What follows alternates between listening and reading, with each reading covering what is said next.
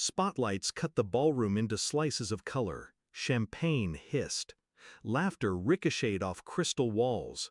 I stood at the edge of the stage, gift box in hand, waiting for her cue.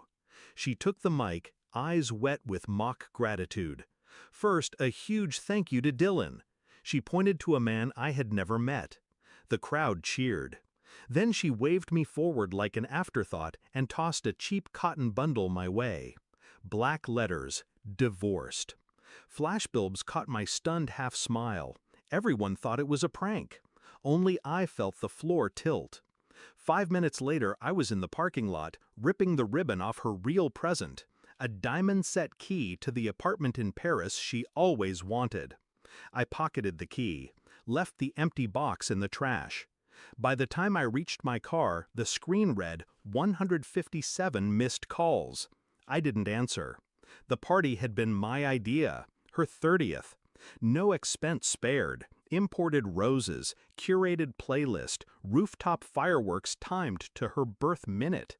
But Dylan's name appeared on every vendor invoice she handled. The caterer called him the husband. The DJ asked if I was one of the cousins. Still, hope is a stubborn organ. I clung to it until the t-shirt landed in my hands. The joke wasn't the worst part. The casual cruelty was. She never looked at me during her speech, as if I'd already been erased and replaced with a more photogenic outline, a man who applauds when told to leave. I drove home on autopilot, pulse steady, mind filing facts. Fact, her phone backed up to the cloud I pay for. Fact, she trusted me to ignore it, the way one ignores wallpaper. At 2 a.m., I opened her hidden album, selfies with Dylan in hotel mirrors, receipts dated months ago, a Google Maps pin titled Our Place. I copied everything to an encrypted folder, evidence, but also inoculation. Next, the finances.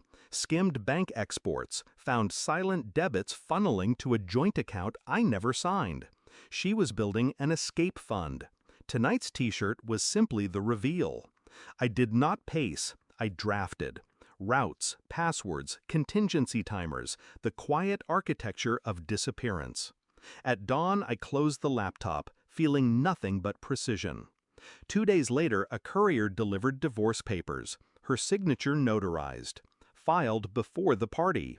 Cause listed, abandonment. Neat, preemptive. She expected outrage. She prepared headlines. I sent a single text. Meet me where it started. 7 p.m.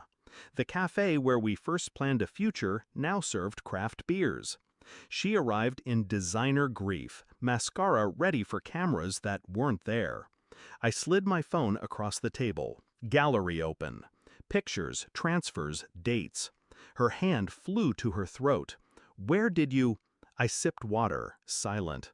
Let her scroll through her own deceit until the screen timed out.